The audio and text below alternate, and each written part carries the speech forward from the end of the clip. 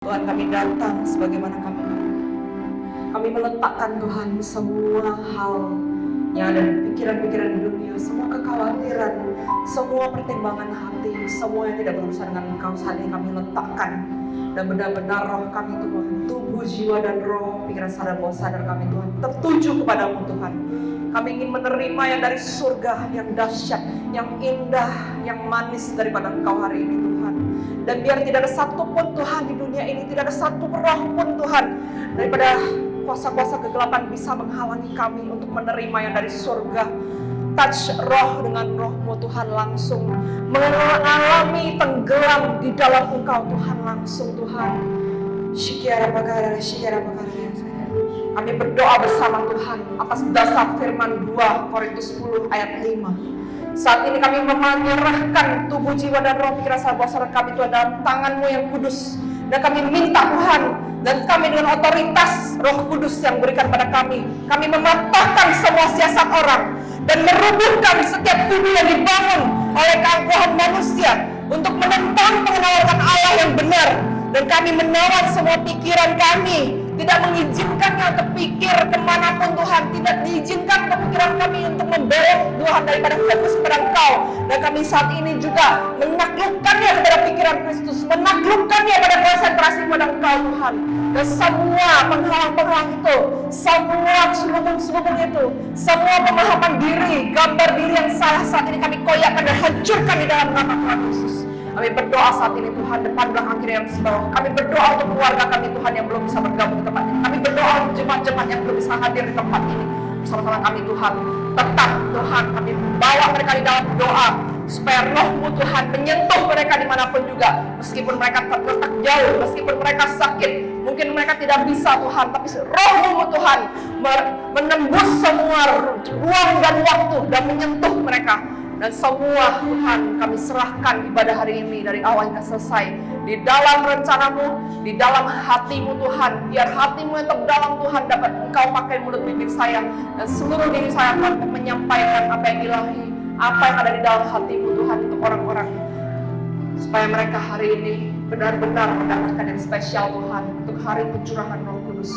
Hamba-Mu hanyalah hamba yang tidak berguna Tuhan, yang hanya melakukan apa yang Kau kehendaki dan melakukan apa yang seharusnya hamba-Mu lakukan sebagai hamba yang taat kepada Tuhan.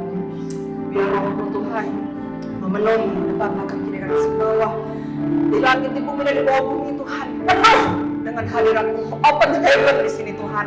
Hadirat-Mu terkuat, termanis, terdahsyat, api-Mu terbesar, terkuat Tuhan, menyambar dan memenuhi setiap renung, setiap kekosongan, setiap daripada diri kami Tuhan, penuh hari ini Tuhan, penuh dalam nama Tuhan Yesus. Haleluya, haleluya.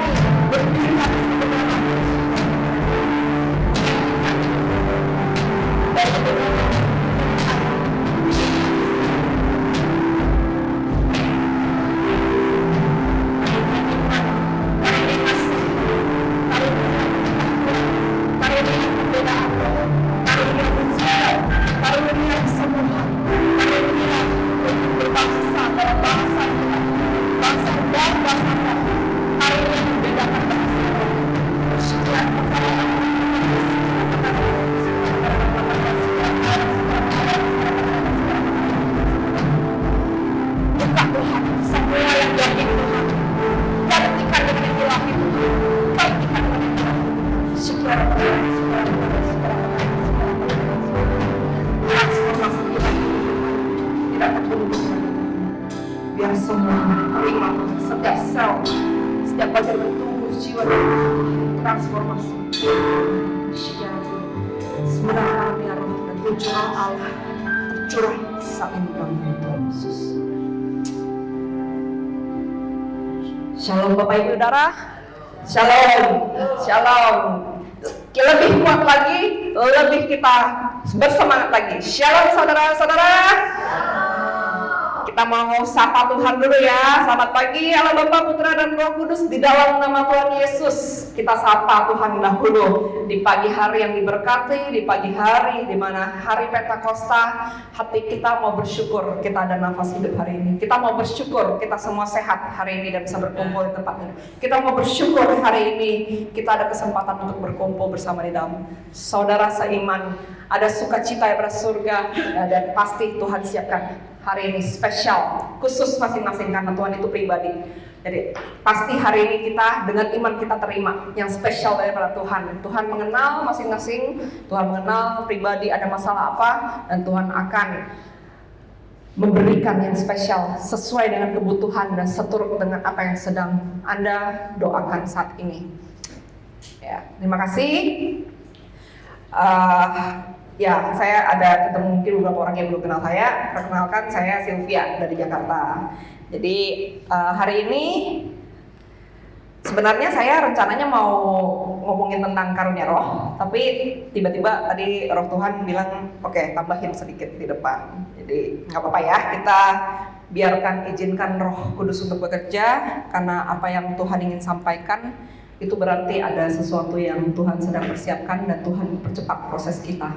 Karena sebelum Tuhan bawa kita lebih tinggi lagi, Tuhan selalu semua orang besar dipersiapkan dengan baik sehingga memiliki dasar dan kekuatan fondasi yang kuat, sehingga saat mereka dibawa tinggi oleh Tuhan, mereka tidak terjatuh.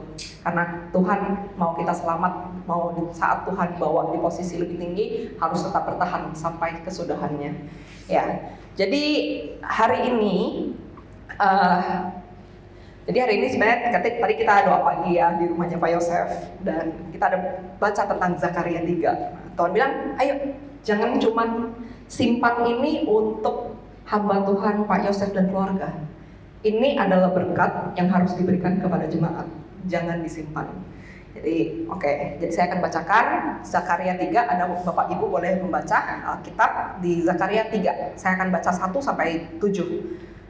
Nah, kalau saya mau baca sambil saya baca boleh, nggak masalah. Ya, saya akan baca. Judulnya Penglihatan Keempat Imam Besar Yosua. Jadi ini adalah momen di mana transisi dari kepemimpinan Musa menjadi ke Yosua. Nah, kemudian ia memperlihatkan kepadaku Imam Besar Yosua berdiri di hadapan malaikat Tuhan yang sedang iblis berdiri di sebelah kanannya untuk mendakwa dia. Lalu berkatalah malaikat Tuhan kepada iblis itu, Tuhan kiranya menghardik engkau, hai iblis. Tuhan yang memilih Yerusalem, kiranya menghardik engkau. Bukankah dia ini puntung yang telah ditarik dari api? Adapun Yosua mengenakan pakaian yang kotor.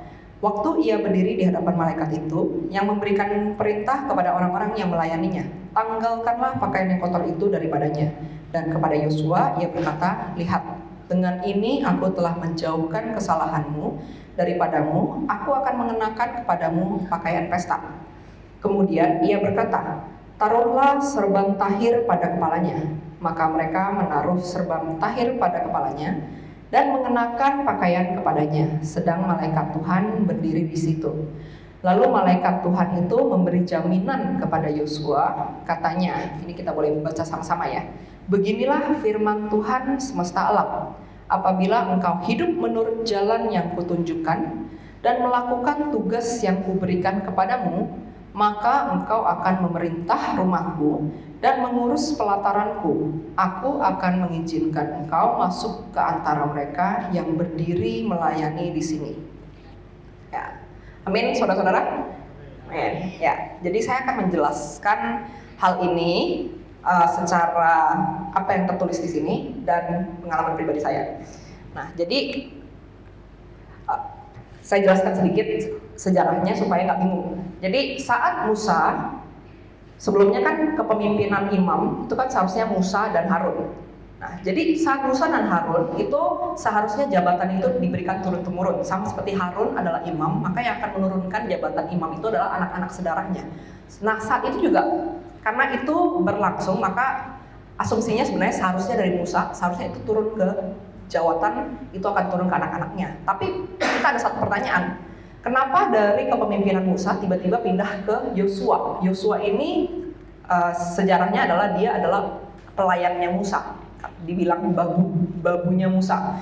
Jadi setiap kali Tuhan memanggil Musa itu di kemah, maka saat itu salah satu yang menemani Musa adalah Yosua ini. Jadi dia akan menunggu dari awal Tuhan bertemu dengan Musa di dekat kemahnya itu sampai selesai. Yosua akan tunggu terus di situ. Jadi sekalian menjaga, sekalian dia adalah pelayannya. Apapun yang Musa butuhkan dia akan sediakan. Nah, saat itu, jadi singkat cerita, saya akan jelaskan sedikit sejarahnya. Jadi singkat cerita, saat itu Israel itu bermasalah. Banyak penyembahan berhala. Jadi saat itu si Yosua ini kan saat dia menjadi masuk dalam kepemimpinan setelah Musa pilih, dia berkata, kalian semua Israel seharusnya menyembah kepada Tuhan yang hidup, Allah Israel. Tetapi saat ini juga karena terlalu banyak penyembahan-penyembahan yang bercampur di antara orang-orang yang ada, maka saat itu Yosua langsung mengambil satu tindakan yang jelas. Dia berdiri atas kebenaran dan dia bilang dengan semuanya, kalian harus pilih kepada siapa kalian mau menyembah. Apakah kepada Allah nenek moyang kalian di seberang sungai Efrat, artinya ada penyembahan berhala daripada nenek moyang, atau kalian mau menyembah kepada Tuhan yang ada di sekitar mereka, karena mereka nikah campur kadang-kadang dan mereka bergaul, lalu mereka terikut untuk menyembah orang-orang sekitar. Bisa dibilang kota Anda di mana, maka Anda ikut penyembahan gaya kota itu. Atau kamu mau milih untuk menyembah Allah Israel, Tuhan yang hidup. Kalau Tuhan yang hidup itu eksklusif, sama seperti suami dan istri, gak ada boleh yang namanya kamu nyembah Tuhan yang hidup dan kamu nyembah dewa. Yang namanya nyembah kepada Tuhan yang hidup dan kamu masih pegang berhala, itu gak bisa. Jadi Tuhan itu Tuhan yang pencemburu. Kalau kamu sama aku adalah Tuhanmu, kamu adalah umatku. Itu perjanjian Tuhan dengan umat Israel. Nah, Yosua itu dengan sangat tegas, karena udah ngomongin gak bisa ngomongin. Kamu harus pilih kepada siapa kamu memilih untuk menyembah, tapi aku dan seluruh keluargaku akan menyembah Tuhan yang hidup. Nah, jadi saat kepemimpinan pindah dari Musa kepada Yosua oleh karena pilihan Tuhan, inilah yang terjadi. Saat itu Yosua datang kepada Tuhan. Nah, saat itu karena krisis kepemimpinan, maka Yerusalem ini namanya tahta keadilan Allah. Setan itu mendakwah pagi, siang, dan malam. Kalau ada kesalahan, dia mau dakwah, dia mau serang. Karena setan itu kan seperti singa yang mengaum-ngaum, ingin menelan yang bisa ditelannya. Jadi di tahta ilahi, setan itu nanya sama Tuhan, nah, ini Yerusalem gak boleh kamu bela lagi, lihat banyak sekali kesalahannya. Sedangkan Musa sudah gak ada. Nah, lalu siapa yang menggantinya? Imam Yosua. Imam Yosua datang. Imam itu tugasnya apa? Datang mewakili seluruh umat di bawah kepemimpinannya dan meminta supaya belas kasihan Tuhan tetap tercurah, meminta supaya bahwa Tuhan tetap memegang janjinya melindungi bangsa Israel jangan dipunahkan, karena satu-satunya mereka adalah bangsa yang kecil. Tanpa Tuhan mereka sudah bye-bye dari kapan-kapan, karena dia bangsa yang kecil, namanya cacing Israel. Jadi tapi karena Tuhan, cacing ini bisa menjadi bangsa yang hebat gitu loh, mengalahkan raksasa-raksasa, Goliat-Goliat di sekitarnya. Saat Yosua datang, di sini dibilang, tanggalkanlah pakaian yang kotor itu. Dan Tuhan yang menanggalkan dan menjauhkan kesalahannya daripada dia, Yosua. Dan Tuhan akan mengenakan kepada Yosua pakaian pesta. Nah, jadi saya mau saksikan sedikit. Jadi pada saat saya sedang melayani pelepasan, jadi kan saya bertemu dengan banyak orang. Ada satu waktu saya ketemu dengan orang Kristen yang sudah terima Tuhan Yesus, tapi ilmu masih jalan. Tapi itu karena ilmu turunan, bukan pilihan. Nah, jadi orang ini bilang sama saya tuh kalau lihat pendeta di gereja, WL singer, pemusik, saya bisa lihat dosa-dosa mereka, jelas. Nah, jadi kalau misalnya aku nggak suka itu gereja, aku tinggal kutukin aja. Kalau aku lihat dosanya jelas, aku kutukin pecah, tiba-tiba mereka berantem, bisa pecah. Kalau aku lihat ini orang yang nggak menyenangkan, dan aku lihat ada kutuknya, ada dosanya, maka sesuai dengan dosa yang dia sudah perbuat, aku kutukin, tumbang langsung. Nah, jadi dia lihat dosanya dulu, baru dia kutukin. Nah, lalu singkat cerita, orang ini karena perkumpulan teman-teman yang, bukan teman-teman saya, kayak perkumpulan yang saya kenal, terus tiba-tiba orangnya, saya cerita-cerita kesaksian, dia bilang, "Bu, layanin saya dong." Saya bilang sama Tuhan, gimana kalau cari yang agak hamba Tuhan, agak kudus sedikit gitu. Saya cari pendeta kayak apa yang udah suhu, yang udah level tingkat tinggi gitu pelayanannya, atau yang udah pelepasan yang mungkin yang level tinggi-tinggi gitu, yang layanin dia gitu. Aku bilang, Tuhan, aku nggak mau. Kayaknya gue nggak kudus-kudus amat, gue bilang gitu. Terus habis itu aku udah bilang, udah ya Tuhan, ini orang lempar ke orang lain aja, saya nggak mau layanin gitu. Padahal dia minta sama saya layanin gitu. Tapi saya bilang, enggak lah Tuhan, saya nggak kudus-kudus banget gitu loh. Terus habis itu saya kena tegur. Saya bilang, kamu ini ya, bukankah darahku sudah kucurahkan untuk dosa dunia? Kan aku nggak ngerti. Jadi aku bilang, apalah gitu, iya udah mencurahkan untuk dosa dunia, tetap aja aku dosa Tuhan gitu loh. Nah habis itu Tuhan di dalam roh, Tuhan itu jelasin. Dulu itu kan Israel kalau menghadap Tuhan, kan upah dosa adalah maut. Maut itu kan ditanggungkan kepada binatang, dan binatang itu saat disembelih, darah yang tercurah adalah darah penebusan dosa, dan saat itu juga di mata Tuhan dosanya itu hilang dan orang itu menjadi kudus. Tuhan bilang, sama dengan darah Yesus yang sudah tercurah di kayu salib, kamu mengaku dosa, pakai darah Yesus. Dia adalah korban anak domba Allah yang tidak bercacat untuk menghapus semua dosa dunia. Dosa dunia. Jadi dia bilang, jadi Tuhan bilang sama saya, kamu ngaku dosa, pakai darah Yesus untuk penebusan dosa kamu. Disitulah aku langsung mengkuduskan kamu. Nah saat itu saya dikasih kertas putih gitu, nih roh ya, ini secara roh, jadi penglihatan. Saya dikasih satu kertas putih, itu list dosa saya. Tuhan bilang, ini list dosa kamu ngaku dosa ini semua. Jadi saya di dalam roh, saya mengaku dosa-dosa saya. Nah saat saya mengaku dosa, saya dosanya apa? Dosanya mempertanyakan Tuhan. Saya ngaku dosa, Tuhan ampuni. Nah itu di catatan dosa itu hilang langsung, dosa itu. Terus saya dosanya apa lagi? Mau kabur dari melayani yang seharusnya dilayani, ngaku dosa lagi, hilang. Nah, jadi saya ngaku dosa sesuai dengan list itu. Tuhan bilang, oke, semua list dosa kamu sudah hilang setelah kamu mengaku dosa. Sekarang layani orang itu. Saya bilang, ini serius nih, saya minta tanda nih. Kalau memang beneran saya mesti layanin, saya layanin. Ya, akhirnya saya dapat tanda beneran, saya layanin. Terus Tuhan bilang, kasih dia tantang kamu. Jadi dia bisa, kalau dia pegang, dia bisa meramal masa depan. Dia pegang handphone, dia bisa mengecek semuanya. Terus habis itu kalau dia lihat, bisa lihat dosa. Jadi Tuhan bilang tantang, kasih dia tantang kamu. Ya udah, Tuhan bilang kasih dia pegang tangan kamu. Kalau pegang orang bisa kayak hipnotis ngeblank langsung.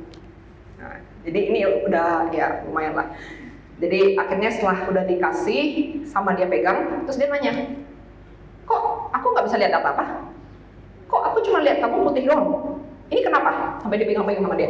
Bentar, gue ada ilmu yang lain. Gue pegang handphone kamu, gue pegang kunci mobil kamu. Tuhan bilang kasih. Dia mau ilmu apapun, kasih. Coba. Saya kasihlah handphone saya. Butuh barang apa lagi? Foto. Kan udah lihat mukaku. Kalau lihat foto kan bisa langsung kayak roh gitu kan ya, ngecek nasib masa depan atau misalnya kekayaan atau apa gitu. Langsung tipe-tipe gitu lah. Jadi kasih lagi kunci mobil. Mau setu apa? Setu aja gitu loh. Nah jadi udah dicoba, dia bilang, jarang-jarang loh dia bilang ketemu yang gue kelihatannya putih, biasanya jelas dosanya gitu. Terus dia bilang, ya udah, gue mau lu layanin gue gitu. Dia bilang gitu. Saya bilang, ya udah saya jelasin, oh ini struktur roh gimana, perjanjian gimana. Nah jadi saat saya melakukan itu, saya cerita ini kenapa? Saya mau membuktikan bahwa firman ini saat Yosua datang kepada Tuhan, yang sebenarnya secara jabatan darah itu gak ada dari Musa.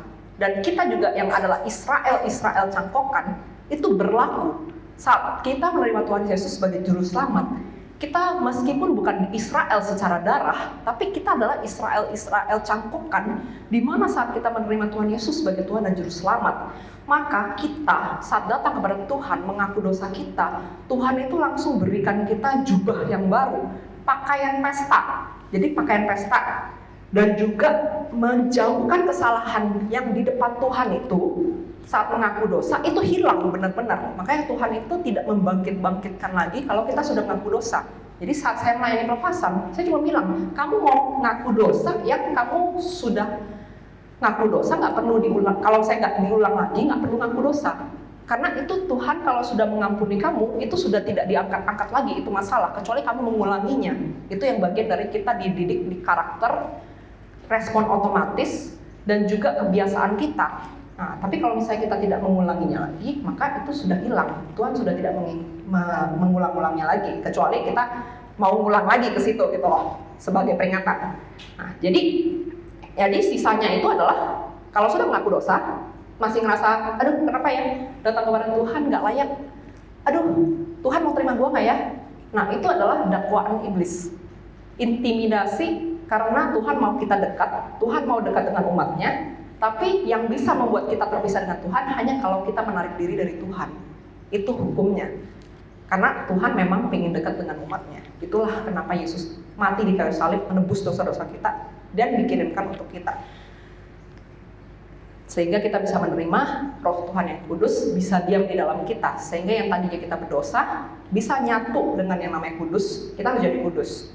Jadi gini, ada yang nanya sama saya, apa sih artinya satu dengan Tuhan? Kan barang siapa mengikatkan diri pada Tuhan adalah satu roh. Apa sih Bu artinya jadi satu dengan Tuhan? Emangnya kita kayak amuba gitu ya? Dari yang ngumpul jadi satu? Atau kita dari partikel-partikel plastik bergabung menjadi satu, jadi satu ember gitu? Nggak ngerti dia Bu, kenapa kita jadi satu? Nah jadi gini, kita harus ngerti alam roh. Jadi kalau setan itu kan setan A dan setan B, meskipun tampilannya sama kan tetap roh yang berbeda kan. Tapi Tuhan itu kan omniscient dan omnipresence. Dia itu bisa berada dimanapun dan di waktu yang bersamaan. Dan dimensi rohnya Tuhan itu Allah Bapa, Putra, dan Roh Kudus adalah satu. Tapi mereka tiga pribadi. Maka kita harus naik level ke pemahamannya adalah kita satu dengan Tuhan. Artinya adalah di dalam naungan roh yang sama, tapi memiliki pribadi-pribadi yang berbeda. Maka pribadi kita, Sylvia kalau dipenuhi dengan Roh Kudus, jadi kesurupan Roh Kudus enggak. Sylvia punya cara pikir Sylvia suka warna merah. Habis dipenuhi Roh Kudus, Sylvia tetap suka warna merah. Sylvia tidak kesurupan tiba-tiba jadi suka warna putih atau apa, kecuali saya melewati hal yang lain yang membuat saya pengen berubah. Jadi di mana kita diluruskan adalah supaya kita tidak menginjak dosa lagi, demi kita supaya kita tidak jatuh ke dalam maut, jatuh ke dalam tipu daya iblis, sehingga memisahkan kita dari Tuhan. Karena yang menjadi pemisah antara kita dan Tuhan adalah dosa-dosa kita. Nah, jadi daging kita pengennya maut, setan pengennya kita masuk neraka. Tuhan satu-satunya yang mau kita bersama-sama dengan Dia, pengen kita kembali seperti di awal, seperti Adam dan Hawa bersama-sama dengan Dia, mendapatkan kembali kemuliaan Tuhan yang telah hilang oleh karena dosa. Nah, jadi setelah ditanggalkannya pakaian kotor, lalu Dia mengenakan kepadamu, Tuhan mengenakan kepada Yosua pakaian pesta. Jadi saya ada satu waktu Tuhan berbicara tentang pakaian pesta. Kita sudah di penghujung akhir zaman dan orang sudah banyak ngomongin, persiapkan dirimu untuk pesta anak domba. Persiapkan dirimu sebaik-baiknya memakai pakaian yang layak untuk pergi ke pesta. Saat kamu mau menghadap pada raja, bisa nggak pakai baju compang-camping? Tentu kamu harus pakai baju kebesaran untuk datang menghadap Tuhan. Nah, jadi saat kita di dalam Alkitab itu kan bacanya tentang baju putih. Baju putih adalah kita berhiaskan kekudusan. Nah, tapi untuk perjanjian anak domba, artinya apa Bu? Kenapa putih? Kenapa ada baju pesta lagi gitu? Nah, bedanya adalah pas baju putih itu adalah saat orang melihat itu kan ada kemuliaan Tuhan menaungi di dalam kekudusan. Nah, kalau baju pesta itu berbicara tentang hubungan kita sama Tuhan. Nah, jadi sekali lagi alam roh, Jadi saat itu Tuhan berbicara kepada saya dan saya ditunjukin baju pesta saya. Karena setiap kali saya sedang melayanin, kan ada pewahyuan baru. Jadi saat itu saya ditunjukin baju pesta, waktu itu putih dan keemasan. Dan itu ada beberapa pendoa kasih lihat dan ngomong sama saya, sama dengan yang saya lihat. Itu penungguhan. Nah, habis itu Tuhan bilang sama saya, itu bisa di-upgrade sama kayak rumahmu di surga. Selama kamu belum meninggal, kamu masih bisa upgrade dengan pemahaman yang baru, dengan perjalanan iman bersama Tuhan, dengan kamu bayar korban waktu mengangkat pujian, dengan korban kamu datang dan melayani Tuhan, itu ada upgrade gitu loh. Jadi kalau misalnya yang diwahyukan kepada saya adalah baju itu kalau merah itu cinta. Jadi kalau saya orang yang berjalan melayani Tuhan dengan cinta, setiap langkahku dengan cinta, itu bajunya merah gitu. Kalau saya putih itu berarti artinya dia benar-benar berjalan dengan hati-hati supaya tidak masuk dalam kenajisan. Dia berjalan dengan kekudusan, itu putih gitu. Nah, terus habis itu biru itu ketenangan, air hidup. Nah, saat dia berjalan ada air hidup, dia berjalan dengan iman, dia berjalan dengan percaya, di mana Tuhan selalu melegakan dia dengan air hidup. Nah, habis itu juga ada, kalau kita lihat kayak prajurit itu ada badge kayak lencana kayak bintang 1, bintang 2, bintang 3. Nah, itu juga ada. Jadi setiap tugas-tugas yang Tuhan berikan, mereka bisa kerjakan dengan baik, mereka kerjakan tepat waktu, mereka bisa kejar dengan cepat dan kualitas yang baik gitu, tidak bersungut-sungut. Nah, Tuhan bilang, aku berikan lencana.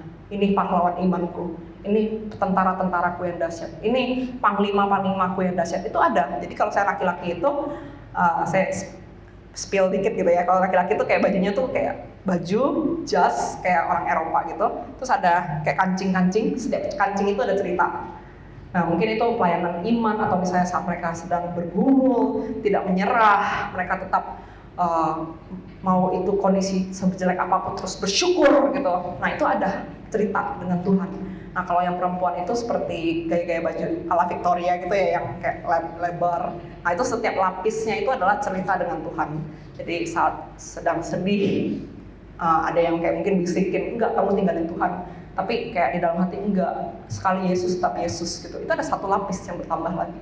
Di dalam tambah iman, ditambah pengalaman kamu dengan Tuhan, perjalanan, dan juga semua hal yang namanya momen-momen dengan Tuhan, dan juga dengan hatimu yang terus diubahkan dengan Tuhan, hati yang tidak berantam dengan Tuhan, hati yang tidak melawan kepada Tuhan, itu ada momennya juga.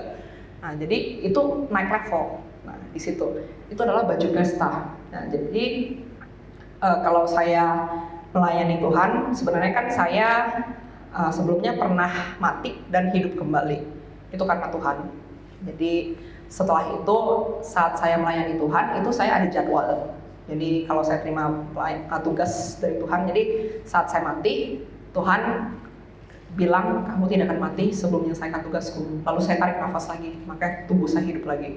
Jadi saya tuh sudah mati dan dihidupkan Tuhan. Jadi yang namanya firman Tuhan, kamu telah ditebus dari hidupmu yang sia-sia. Dan kamu adalah milik Tuhan seutuhnya. Kamu telah ditebus, muliakanlah Tuhan dengan tubuhmu, yaitu saya itu bukan slogan, itu sudah nyata dalam hidup saya gitu loh. Kalau Tuhan nggak hidupin ya udah mati gitu loh. Benar-benar Tuhan sudah tebus saya, Tuhan udah hidupin saya gitu loh. Nah, itu setiap kali saya terima tugas dari Tuhan itu ada rentang waktu. Nah, jadi ada satu waktu Tuhan bilang gini, seberapa waktu yang diberikan, dan job terbaru adalah 2022 sampai 2027. Setelahnya nggak tahu, karena Tuhan bilang nanti 2027 tanya aku kembali, lanjut atau enggak. Nah, jadi selama rentang ini Tuhan bilang, ya Tuhan waktu itu bicara dengan saya bahasa Inggris, jadi dia bilang ini, dazzle me with your clothes. Jadi Indonesianya adalah, buat aku terpukau dengan baju pestamu. Jadi artinya apa? Artinya adalah Tuhan bilang, ayo jalan lagi sama aku, ayo up lagi. langkahmu bersamaku. Ayo up lagi kualitas pelayananmu, kualitas menyenangkan hatiku, up lagi. Sehingga baju itu bisa di-upgrade dan kita gini loh, gambarannya kan Tuhan itu suami. Kita adalah pengantin wanita. Jadi dia pengantin pria dan kita pengantin wanita. Salah satu kesukaan dari pengantin pria melihat pengantin wanitanya berbaju yang baik kan. Ya. Jadi di luar negeri itu ada satu konsep yang salah. Jadi katanya, oh kalau saya pengantin prianya itu laki-laki, berarti homo dong sama Yesus. Nah jadi ini saya harus luruskan ya. Jadi kalau dengan Tuhan, kan di surga itu tidak ada nikah menikahkan. Tapi gambaran yang diberikan adalah Tuhan sebagai kepala dan kita adalah yang harus tunduk kepada kepala. Nah di sana Tuhan sebagai pengantin pria dan kita pengantin wanita, artinya pengantin wanita yang tunduk kepada pengantin pria. Itu gambarannya, bukan nikahkan gitu. Nah, ini saya harus luruskan. Jadi laki-laki maupun perempuan di dalam penundukan diri kepada Tuhan ingin menyenangkan Tuhan. Makanya ada yang menyenangkanmu, senangkanmu, hanya itu kerinduanku. Nah, jadi saat kita datang pada Tuhan, kan kalau kita mau memberi persembahan, kan harus ikut seleranya yang diberikan dong. Sama gini, Sylvie mau dikasih hadiah ulang tahun, pemberi sukanya coklat, Sylvie nggak suka coklat, sukanya permen. Kalau mau menyenangkan hati Sylvie, harus dikasih permen dong. Jangan kasih seleranya pemberi yang coklat. Udah tahu Sylvie nggak suka coklat gitu loh. Nah, sama seperti Tuhan, saat datang kepada Tuhan, maka kita harus menyesuaikan dengan seleranya Tuhan. Nah, saat kita datang kepada Tuhan dengan berbaju yang manis, berbaju yang baik, berbaju yang wow, itu untuk seleranya Tuhan, untuk menyenangkan hati Dia. Kira-kira jelas ya di sini. Jadi kita yang datang kepada Tuhan, yang adalah Raja, datang kepada Jokowi aja, baju terbaik kita keluarin. Apalagi kita datang kepada Raja dari segala raja, maka kita harus datang dengan yang terbaik dari yang kita punya. Supaya kita datang ke sana, satu, tanda menghormati Dia, karena sebarang siapa yang menghormati Tuhan akan dihormati oleh Tuhan. Dua, supaya kita bisa menyenangkan Dia dan Tuhan ada sukacita saat lihat kita. Dan kita ada favor daripada Tuhan, anak-anak yang dikasihinya menyenangkan hati Dia. Gitu loh. Ya, jadi kira-kira di sini sudah cukup jelas ya. Ya. Sekarang kita mau masuk ke topik hari ini, yaitu Galatia 5. Sebentar. Galatia 5 ayat 22 sampai 23. Ya. Kita boleh baca sama-sama, boleh dicari Galatia 5 ayat 22 sampai 23. Yang sudah ketemu jawab amin. Men. Udah dapat semua? Oke. Ya, Galatia 5 ayat 22 sampai 23. Tetapi buah roh ialah kasih, sukacita, damai sejahtera, kesabaran, kemurahan, kebaikan, kesetiaan, kelemah lembutan, penguasaan diri. Dan tidak ada yang hukum di dunia ini yang menentang hal-hal ini. Jadi saat kita menerima Tuhan sebagai juru selamat, maka kita menjadi bait Allah. Bait Allah itu artinya seluruhnya dipenuhi dengan roh Tuhan, dan sisanya adalah roh kita. Karena kita yang mau diselamatkan sama Tuhan. Makanya satu waktu di mana Tuhan tunjukkan ke saya tentang rapture adalah pertama, orang yang mati di dalam iman memiliki tanda Roh Kudus, materainya Tuhan. Dan itu rohnya, tandanya di roh, karena mengikatkan diri dengan roh Tuhan jadi satu. Dan rohnya itu terang. Nah, rohnya itu Tuhan ubahkan menjadi tubuh kemuliaan bersama dengan apalah semuanya itu berubah menjadi tubuh kemuliaan dan naik ke surga. Lalu kedua, baru orang yang hidup yang memiliki tanda, yaitu roh Tuhan yang kudus, memenuhi tubuh, jiwa, dan roh, pikiran, sadar, bawah sadar, dipenuhi dengan roh Tuhan yang kudus, diubahkan setiap sel daging kita, tulang kita menjadi tubuh kemuliaan, dan semua baju ini tinggal. Jadi semua yang dibilang baju, celana, semua aset, semua tinggal. Jadi memang semua yang fana ini kita memang gak bawa ke surga.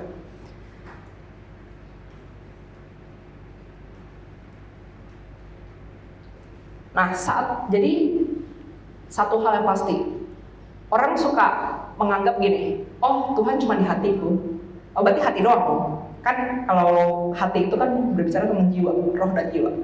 Oh Tuhan memenuhi aku, pikiranku, tunduk pada pikiran Kristus. Oh berarti cuma pikiran doang, pikiran dalam bawah sadar. Nah, jadi saya mau jelasin ulang bahwa rumah tubuh kita dari atas ke bawah setiap sel itu benar-benar baik Tuhan. Jadi itu bukan kos-kosan. Jadi nggak bisa ada roh yang lain yang ada di dalam kita, termasuk yang kadang-kadang bisa ada karena keturunan, bukan karena dari kita. Nah di situ baru kita benar-benar memiliki satu konsep yang disebut sebagai dilindungi Tuhan 24 jam. Dilindungi dan dinaungi Tuhan 24 jam.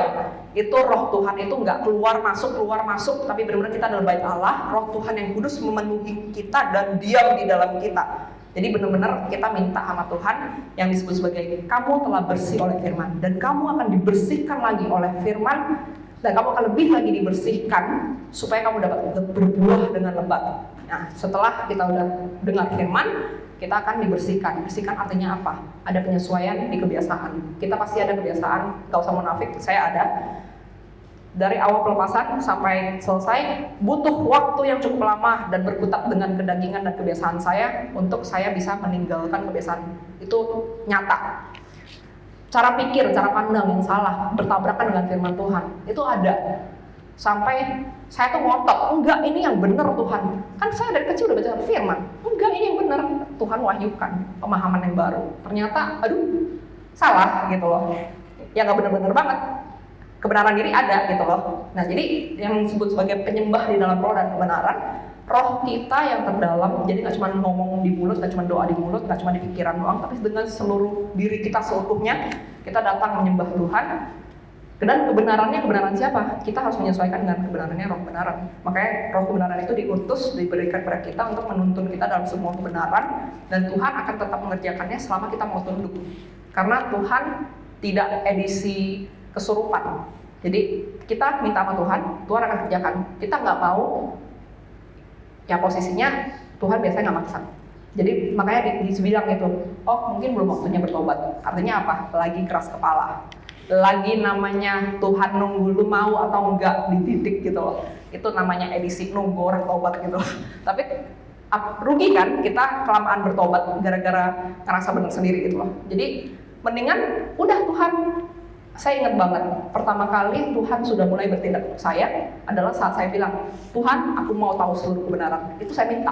Saat itu minta, Tuhan langsung, woi, tek, dibukain semuanya. Segala macam gak jelas, buka langsung semuanya. Aku bilang, Tuhan, aku mau supaya aku bisa ikut apa rencanamu. Baru Tuhan kerjain. Saya bilang, Tuhan dari dulu kenapa? Sampai edisi aku mau cuti sama Tuhan. Dari dulu kenapa gitu? Sampai udah mau mati hidup lagi gitu loh. Dari dulu kenapa kamu tobatin aku? Tuhan bilang, aku bukan Tuhan yang nyurupin orang. Aku bukan Tuhan yang ngambil paksa orang. Kalau setan kan ngambil paksa kesurupan. Kita nggak berkuasa atas diri kita. Tuhan itu enggak. Tuhan minta. Ya kita minta Tuhan kerjakan itu di dalam diri kita. Nah jadi kita harus bisa meminta sesuatu yang ilahi dari Tuhan. Gak cuma mintanya, Tuhan berkatin usahaku, Tuhan cuan, Tuhan kesehatan. Itu urusannya udah yang ke-70 dan 80. Tuhan sudah tahu kita ada kebutuhan gitu.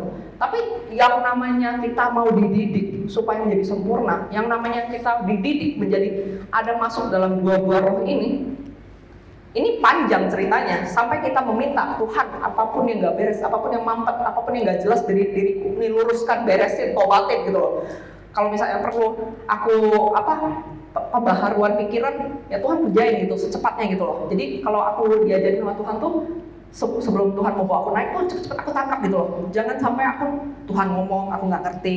Itu ada satu waktu di mana saya 5 bulan sampai 7 bulan Tuhan ngomonginnya itu loh, sampai dari firman, sampai saya nonton khotbah, sampai saya denger lagu, sampai hamba Tuhan ngomong sama saya nggak nangkep Tuhan lagi ngomongin apa sama saya. Sampai satu waktu tiba-tiba aku bilang, Tuhan tuh ngomongin apa sih? Kenapa gue muter-muter di sini terus gitu loh?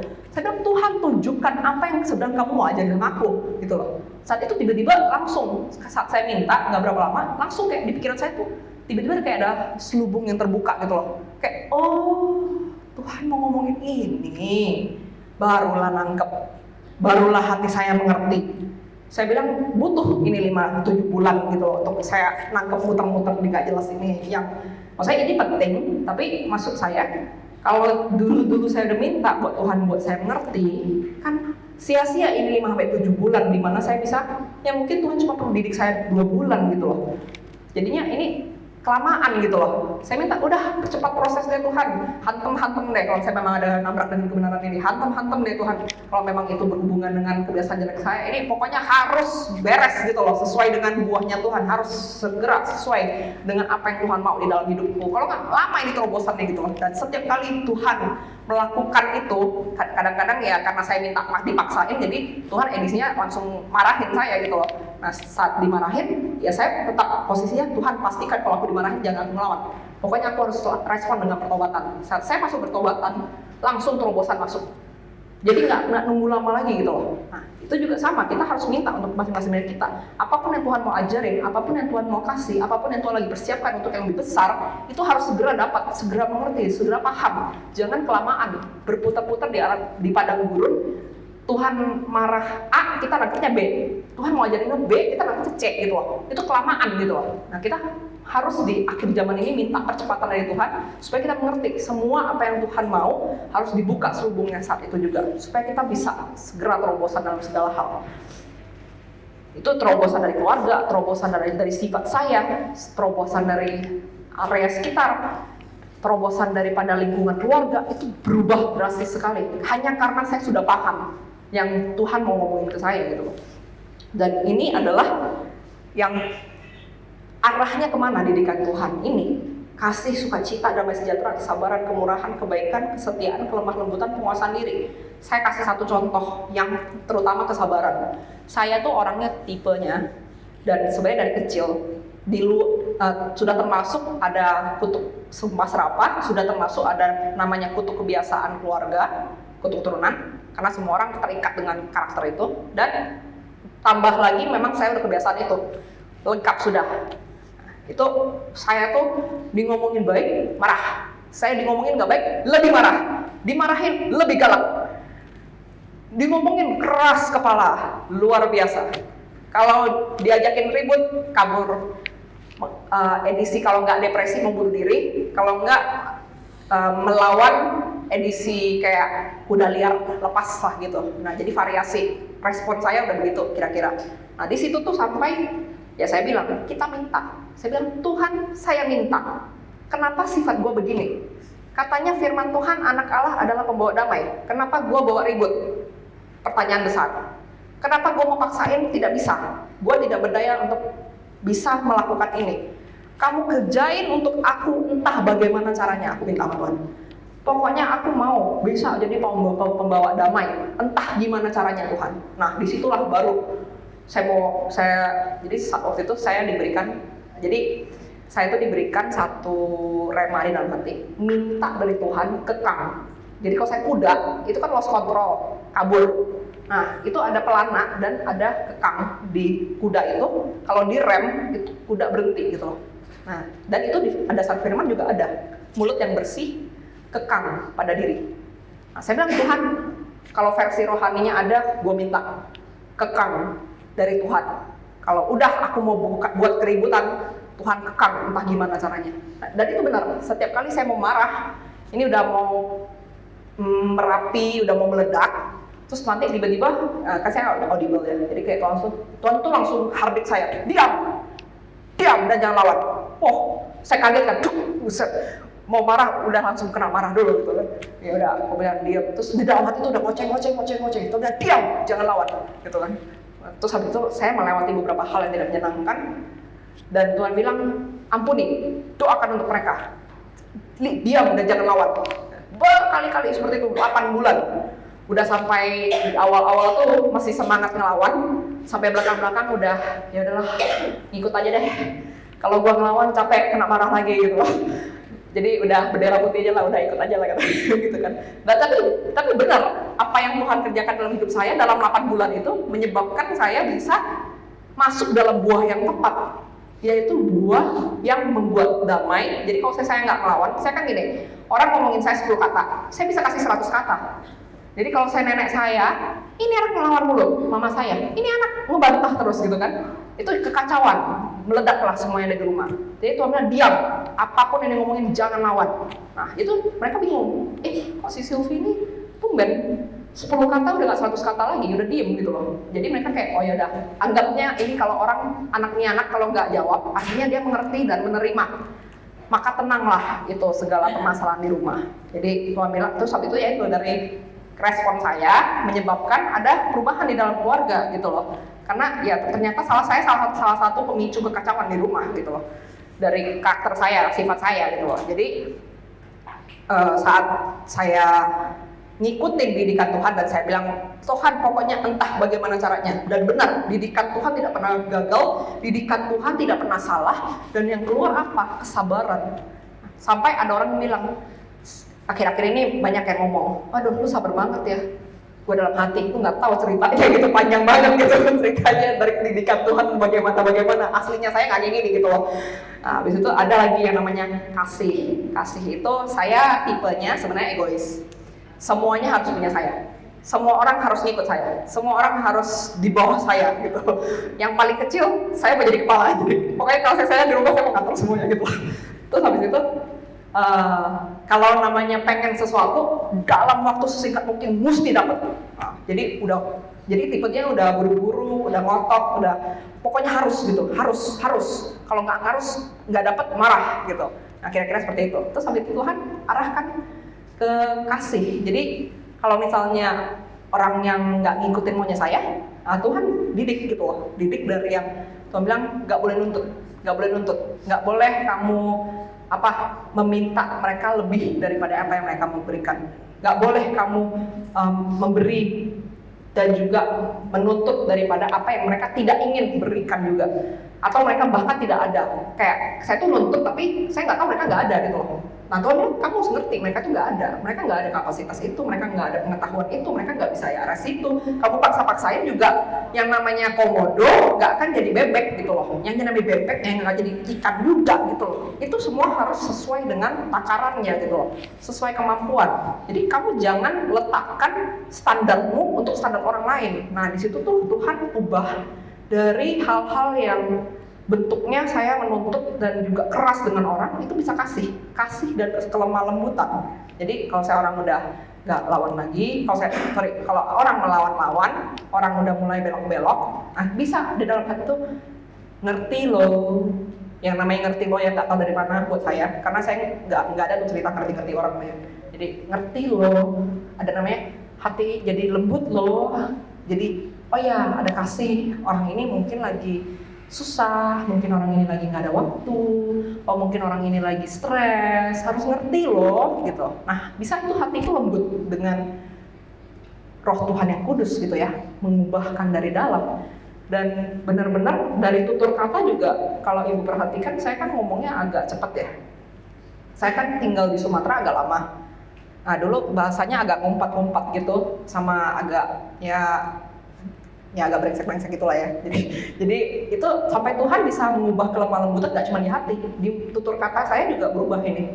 Dari Tuhan didik saya yang dulu hobinya bahasa ya gitulah, sampai yang bahasanya tuh yang udah agak sopan-sopan dikit, yang namanya jangan aku mengatakan sesuatu yang bisa menyinggung orang. Nah itu tuh udah keajaiban luar biasa yang Tuhan lagi kerjain. Jadi namanya mukjizat itu nggak melulu harus air menjadi anggur gitu loh. Ini mukjizat orang yang tukang nutuk jadi mulut yang penuh urapan memberkati itu.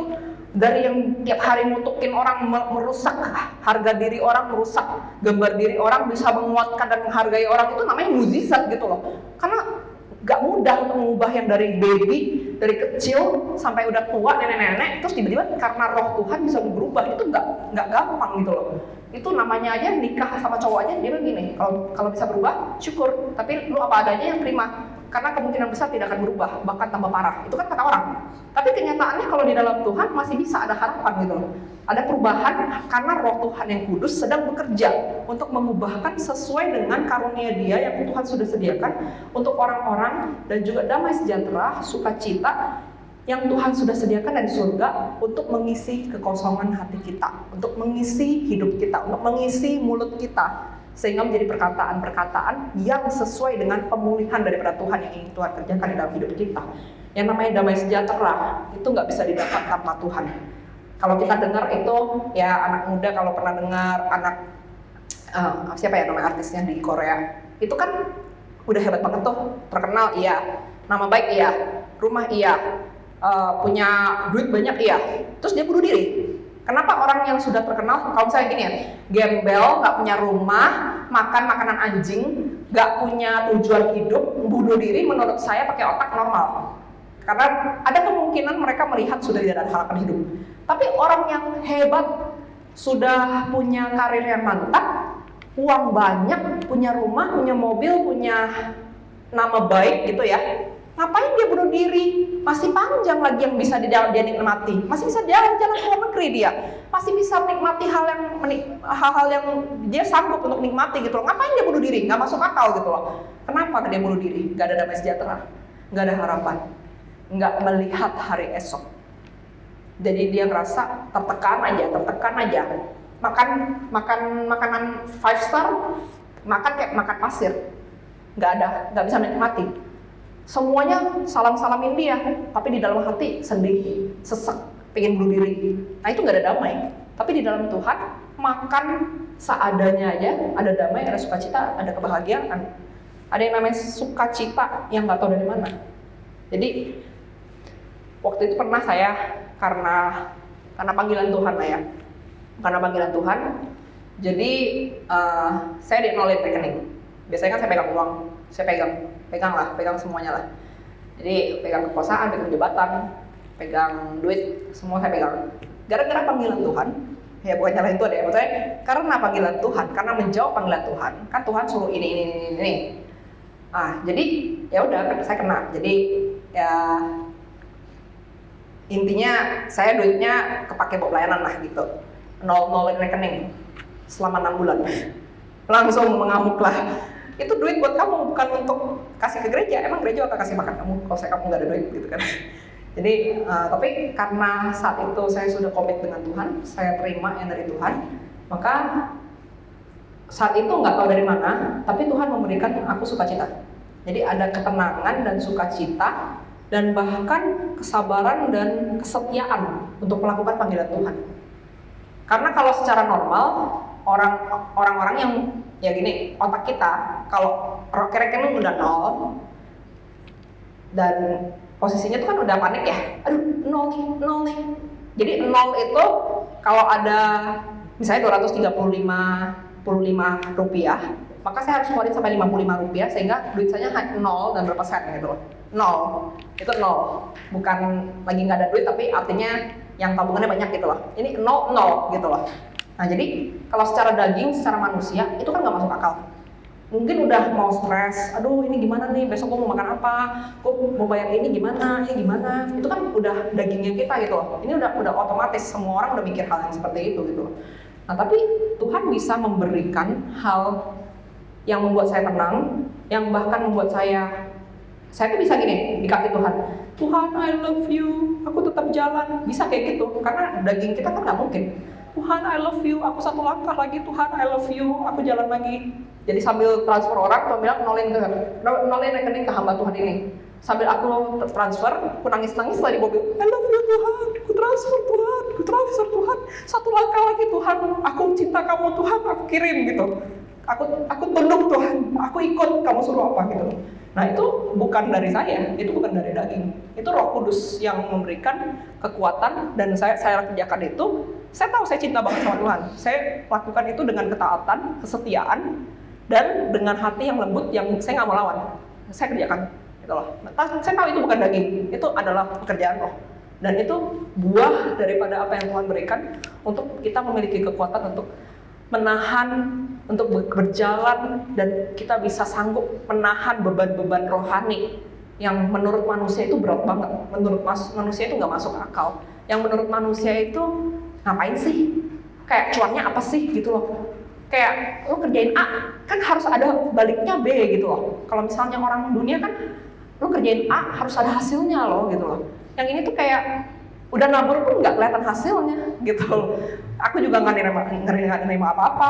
Nama Sylvia dipampangin, oh inilah hamba Tuhan yang memberikan 0 gitu. Diberikan piring buat kan nggak ada gitu loh. Ya kan saya cuma pelayanannya satu katanya no name no recognition. Jadi lakukan aja gitu loh. Jadi benar-benar hanya untuk menyenangkan hati Tuhan aja, hanya untuk mengatakan, oke Tuhan aku mengasihimu gitu loh. Nah itu benar-benar dari Roh Kudus yang memberikan. Ya, jadi saya cerita ini bukan untuk Bu Sylvie maksudnya sekarang mau butuh piala gitu, mau nolain rekening gitu. Enggak, saya tuh cerita dari pengalaman saya, Roh Kudus itu bisa mengerjakan dari dalam dan mengeluarkan buah yang tepat sesuai dengan buah-buah Roh Kudus di dalam hidup kita. Di dalam kita meletakkan kedagingan kita, di mana kita meletakkan kepentingan kita sendiri, dan kita mengizinkan Dia untuk memenuhi dan menuntun kita untuk bisa merespon, memberikan hidup kita sebagai persembahan yang wangi di depan Tuhan. Yaitu salah satunya dengan cinta akan Tuhan setiap langkah kita. Kan hukum pertama apa? Kasihilah Tuhan dengan segenap pikiranmu, tubuhmu, kekuatanmu, dengan segenap yang kamu punya. Baru 2, kasihilah sesamamu seperti dirimu sendiri. Itu sudah hukum yang pertama. Dan benar-benar disitulah tadi kita lagunya apa? Pujilah aku Tuhan. Aku cinta kamu Tuhan. Itu lagunya kan. Lalu posisinya kekuatan itu datang dari mana? Kekuatan itu dari Roh Kudus. Jadi kalau saya dibilang daging mau nggak kasih ke Tuhan? Mana mau? Daging kan maunya mau. Setan hasut terus, ngapain ikut Tuhan? Ngapain layanin Tuhan? Hari Minggu aja lah, gak usah layanin Tuhan. Itu masuk surga juga, gitu kan ya? Kalau enggak, kamu nanti keluar ke gereja, tinggalin usaha, lumayan kalau hari itu cuan. Misalnya 6 juta gitu, kalau usahanya gede, lumayan 6 juta. Ngapain kamu tinggalin 6 juta itu buat ikut Tuhan? Tuhan ngertilah, nggak usah kamu deket-deket Tuhan. Kan banyak nih hasutan-hasutan. Tapi kita maunya apa? Kita mau yang dekat, kita maunya yang bisa menyenangkan hati Tuhan. Kita tahu gitu loh. Permasalahan anak-anak Tuhan kan gini, bila Tuhan di pihak kita, siapa dapat melawan? Nah, kan versinya kan Tuhan di pihak kita. Tapi kenyataannya anak-anak Tuhan banyak nggak yang mau di pihak Tuhan? Nggak banyak loh. Saya jujur, banyak orang yang mau Tuhan di pihak mereka, tapi nggak banyak umat Tuhan mau di pihak Tuhan. Sedangkan perlindungan nomor 1, saya cuti sama Tuhan langsung kena santet gagal. Perlindungannya dari mana? Dari Tuhan. Saya copot dari Tuhan, bye-bye langsung. Kita harus, dari pengalaman saya ya, itu kita harus pastikan kita yang paling dekat dengan Tuhan. Itu Tuhan, dekat sama Tuhan itu yang nomor 1, karena itu perlindungan 24 jam sama Tuhan. Jadi kalau saya kita di pihak Tuhan, udah aman semuanya, gitu loh. Kalau saya Tuhan di pihak kita, kalau kita salah, emang Tuhan di pihak kita. Kayak saya mau cuti, emang Tuhan di pihak saya. Kan saya yang pasti Tuhan. Nah, jadi posisinya coba kita ganti mindset. Jadi kita mau di pihak Tuhan, kita mau yang terdekat dengan Tuhan, kita mau hidup kita yang menyenangkan Tuhan, kita mau hidup kita kualitasnya up dengan level penyembahan, dengan level hubungan dengan Tuhan. Jadi kita dengan Tuhan itu apa? Aman gitu loh. Orang yang dekat dengan Tuhan itu aman. Hanya dekat Allah saja aku tenang hidupnya gitu loh. Mau masalah apapun, mau masalah uang, mau masalah kesehatan, mau apa, tenang. Saya mati juga, udah edisinya udah dada ke bawah, udah ini kan udah ya ini refresh lagi ya. Jadi saya cerita sedikit karena ada beberapa belum dengar. Dari dada ke bawah kan waktu itu sudah mati rasa, lumpuh. Dada saya kan udah nggak naik turun, nafas sudah nggak bisa dong. Mau ngambil tombol panggil pencet bel suster udah nggak bisa karena bagian atas juga nggak bisa gerak, mata udah buta. Jadi itu motorik semua udah nggak bisa gerak lagi. Itu roh saya ketakutan, tapi tiba-tiba ada kayak pikiran, aku tidak mungkin mati dong kalau belum kerjain pekerjaan Tuhan. Nah itu langsung tenang. Bahkan di ambang maut pun kalau ketemu rohnya Tuhan, kalau saat ketemu touch dengan rohnya Tuhan langsung tenang. Padahal kan bentar lagi udah mau mati, udah berasa ada yang malaikat, misalnya kayak udah berasa ada yang mau ngambil yang gelap-gelap itu. Tapi tenang langsung. Dari ketakutan langsung tenang. Kenapa? Karena roh Tuhan itu sendiri. Nah, jadi dan baru Tuhan bilang, kamu tidak akan mati sebelum menyelesaikan tugasmu. Baru nafas, narik nafas lagi. Tarik nafas bukannya, oh takut, hampir mati nih. Enggak. Narik nafas, oh ya udah, gitu. Jadi itu ada ketenangan dari Tuhan yang nggak tahu dari mana. Habis kejadian hampir mati, dibangkitin lagi pun masih, oh tadi hampir mati. Udah gitu aja, kayak tenang gitu. Itu kenapa? Karena roh Tuhan. Nah, jadi disitulah kesudahan segala sesuatu sudah dekat, kuasailah dirimu dan jadilah tenang. Jadilah tenang dan duduk diam tenang dan percaya, disitulah terletak kekuatanmu. Nah, ini yang kita mau ada di dalam hidup kita. Ya, jadi paling hari ini saja yang saya sampaikan. Ini lebih ke saya berbagi saat Tuhan mendidik saya untuk mendapatkan dan juga Tuhan bentuk. Jadi kan kita adalah bejana yang siap dibentuk oleh Tuhan dan dibentuk untuk kemuliaan Dia. Maka biarkan Tuhan bekerja dan kita berdoa sama-sama dengan Tuhan, minta supaya satu, yang gak bagus dari kita, yang jelek dari kita, yang gak sesuai dengan daripada Tuhan di kita, cepetan deh Tuhan kerjain supaya tuh aku bagus gitu loh, supaya aku tuh buah-buah roh ini, buah-buahnya Tuhan ini segera Tuhan kerjain. Jadi gak lama-lama Tuhan, kamu bawa aku naik, prosesnya muter-muter kayak Bu Sylvie gitu loh. Cepet Tuhan, ayo cepet, aku siap Tuhan. Pokoknya ajarin hatiku jangan melawan, ajarin hatiku bertobat. Pokoknya kalau Tuhan mau tegur, mau apa, ajarin aku, kasih aku kekang, kasih aku filter, supaya aku cepet bisa merespon dengan benar. Jadi nggak panjang ceritanya. Nah itu satu, kita doa. Lalu dua, kalau ada hati yang terluka itu cukup mengganggu ya. Jadi saat saya sedang melakukan itu, ada luka-luka yang membuat saya anti untuk diberesin Tuhan. Nah, kita mau Tuhan bongkar kalau ada luka-luka. Jadi gambarannya itu seperti senjata gitu ya. Senjata itu jangan izinkan senjata iblis atau senjata dunia berhasil melukai hatimu yang membuat kamu terpisah dari Tuhan. Kita mau semua senjata ini, Roh Kudus yang ada di dalam kalian cabut keluar, dan sama seperti papan yang pernah kena tusuk, itu ada luka kan. Minta Tuhan kembalikan ke hati yang semula, hati yang utuh, dan berikan respon yang baik untuk bisa menghadapi segala hal. Dan jika kita ada kebiasaan yang memicu kekacauan, bilang sama Tuhan, Tuhan, mulutku, tindakanku, sikapku, respon otomatisku, jangan izinkan setan ambil kemenangan di dalamnya. Jangan izinkan setan beroleh keuntungan di dalamnya. Jangan izinkan setan itu senang karena aku nggak tahu ini blind spot aku, ini area yang aku kelewat, dan setan itu berhasil mengambil keuntungan di dalamnya, sehingga aku malah jatuhnya sabotase sendiri. Ini jangan izinkan Tuhan. Pokoknya yang diinginkan adalah kita bersepakat percepatan semua proses, percepatan supaya buah roh segera bisa Tuhan didik pada kita, dan kita minta supaya kita bisa selalu merespon dengan benar. Roh Tuhan yang kudus itu benar-benar dominan, benar-benar kita bisa tunduk kepada Dia, karena tunduklah kepada Tuhan dan lawanlah iblis, dia akan lari pada engkau. Tunduklah kepada Tuhan di dalam segala hal, karena itulah yang disebut sebagai anak-anak Allah. Ya berikut aja, ini aja yang hari ini saya sampaikan. Ya kita bangkit berdiri dan berdoa. Pemusik boleh. Ingin nge-WL dan singer juga boleh. Habis kita doa masuk ke dan udah kalau Pak masih well singer boleh, nanti kita udah selesai doa langsung masuk ke lagu persembahan. Ya, kita bebaskan roh kita, artinya adalah begini. Jangan dipikirkan dulu apa yang mau didoakan, tapi kita izinkan roh kita yang menyatu dengan Roh Kudus.